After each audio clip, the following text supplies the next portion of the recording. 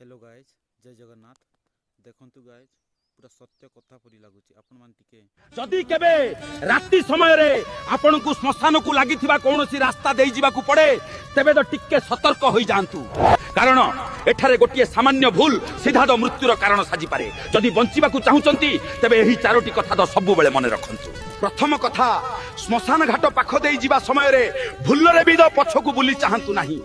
आपण को जदियो अनुभव हुए जे कही जणे आपण को पछे पछे चालुची तथापि चाहंतु नाही कारण जिए पछ को चाहे से तो आउ आगु को बढ़ी पारे नाही।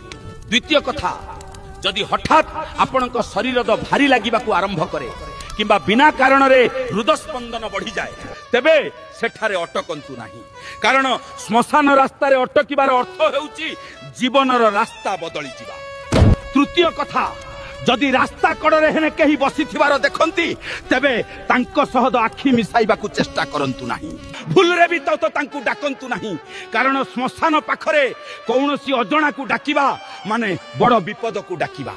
चतुर्थ एवं सबुठारु गुरुत्वपूर्ण कथा श्मशान पार हेबा परे जदि आपन को लागे सब किछि साधारण होई जाईची तथापि किछि कहंतु नाही फोन उठांतु नाही एवं घरे पहुंचीबा जाए संपूर्ण चुप रुहंतु कारण अनेक समय रे नकारात्मक शक्ति माने शेष मोड़ पर्यंत आपण को साथी रे तो चली थांती।